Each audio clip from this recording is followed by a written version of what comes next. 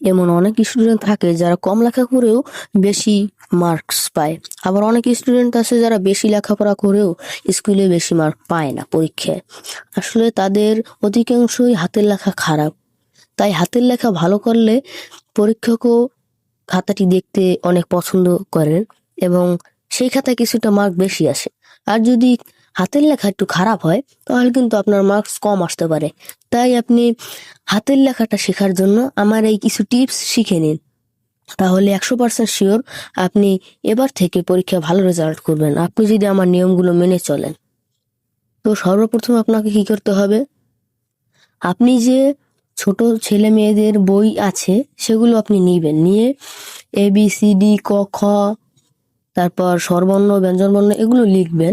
এগুলো লিখে প্র্যাকটিস করলে আপনি দেখতে পাবেন যে যেই ওয়ার্ডটা, যেই শব্দটা আপনার এলোমেলো হয়ে যাচ্ছে, মানে যেই শব্দটা আপনার খারাপ দেখাচ্ছে সেই শব্দটা কিন্তু মিসিং হবে না আপনার, সেটা আপনি সঙ্গে সঙ্গে গোল দাগ দিয়ে তারপর আপনি কি করবেন, ওই শব্দটাকে আবার লিখবেন, যাতে করে ওই শব্দটা যদি আপনি ঠিকভাবে লিখতে পারেন তাহলে আপনি পরীক্ষার খাতায় অন্যান্য বড় বড় রচনা বা অন্যান্য কি যা বলেন সবকিছু আপনি লিখতে পারবেন, কোনো সমস্যা হবে না। আর যদি হাতের লেখা যদি আপনার খারাপ না হয়, যদি বিচ্ছিন্ন হয়, তাহলে কিন্তু আপনার খাতাটাও কিন্তু পরীক্ষক দেখতে একটু বিরক্ত হন, তাই আপনার মার্কস কিছুটা কম আসে। তো আপনি যদি এইভাবেই মানে লেখাপড়া করতে থাকেন তাহলে কিন্তু আপনার ভালো হবে। তো দ্বিতীয় নাম্বারে বলছি, আপনি এমন একটা টেবিল চয়েস করবেন যেখানে টেবিলটা বেশি নিচেও না বেশি উঁচাও না, এমন টেবিল চয়েস করবেন যাতে আপনার বেশি নুইও লেখা না লাগতে পারে, বেশি উঁচকেও লেখা না লাগতে পারে। একদম সঠিক বেঞ্চই আপনি অবলম্বন করবেন যাতে আপনার হাতের উপর বেশি চাপ না পড়ে।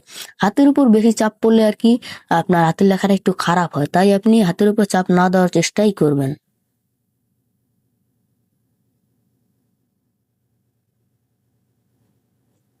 দুই টেবিলের মধ্যে খেয়াল করুন, দুইটা কিন্তু আলাদা আলাদা টেবিল, একটা আপনি কমফোর্টেবল করেন আর একটাই নয়। আর তারপরে হলো আপনার পাকে আপনি কি করবেন, একদম মাটির সাথে সমতলে রেখে দিবেন। আর আপনার হাতটাকে একদম শরীরে ভারসাম্য বজায় রাখার জন্য আপনার হাতটাকে ঠিকঠাক রাখতে হবে। আর 3 নম্বর important, you are waiting seat.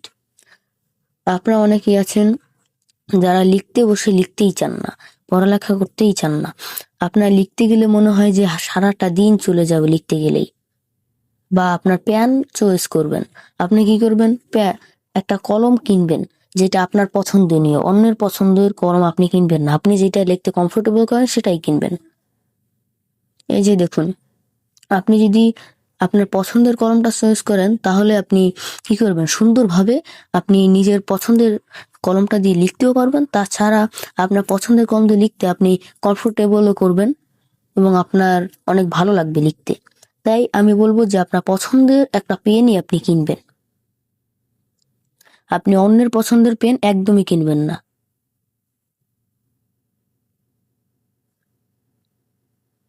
তো 4 নাম্বার ইম্পর্টেন্ট যা বললাম, এই যে দেখুন, আপনারা অনেক সময় গুলিয়ে ফেলেন এই জিনিসটা,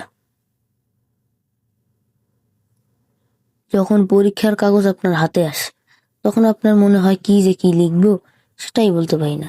তারপর আপনি যদি লেখাগুলোকে সাজিয়ে গুছিয়ে লেখেন তাহলে কিন্তু আপনারই ভালো। আপনি অনেক সময় অতি দ্রুত গতিতে লিখতে গিয়ে হাতের লেখাটা খারাপ করে ফেলেন, আবার অনেক সময় অতি ধীর গতিতে লিখতে গিয়ে পরীক্ষার সময়টাকেই লস করে ফেলেন, পরে দেখা যায় অনেক কিছুই লিখতে পারেন না। তাই আপনাকে কি করতে হবে, প্রথম থেকেই প্রথম থেকেই একদম ভারসাম্য বজায় রেখে লিখতে হবে। তবে প্রথম দিয়ে হালকা একটু দ্রুত লিখবে, হালকা একটু ধীরে ধীরে লিখবেন যাতে প্রথম পৃষ্ঠাটা একদম সুন্দরভাবে আসে। কারণ পরীক্ষক যদি আপনার প্রথম পৃষ্ঠাটাই দেখে যে অনেক সুন্দরভাবে আপনি লিখেছেন, তাহলে কিন্তু আপনার পৃষ্ঠাটা দেখতে সে মানে আপনার পরীক্ষার কাগজটা দেখতে অনেক কমফোর্টেবল করবে এবং অনেক ভালোভাবে দেখবে।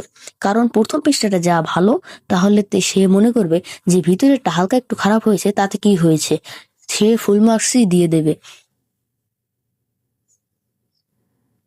আর তাছাড়া আপনি এই যে লিখে দিলাম এই ওয়া আ ই ক ক খ গ ABCD এগুলো লিখে ট্রাই করবেন। তাহলে আপনার কি হবে, এগুলোর মধ্যে যদি কোনো ভুল থাকে বা খারাপ অক্ষর হয়ে যায় তাহলে আপনি সংশোধন করতে পারবেন। তো আপনি তার জন্য একটা সুন্দর রুটিন করবেন এবং আগের যেই লিখেছেন সেই খাতাটার সাথে নতুন খাতাটা তুলনা করবেন, দেখবেন কি উন্নতি হয়েছে।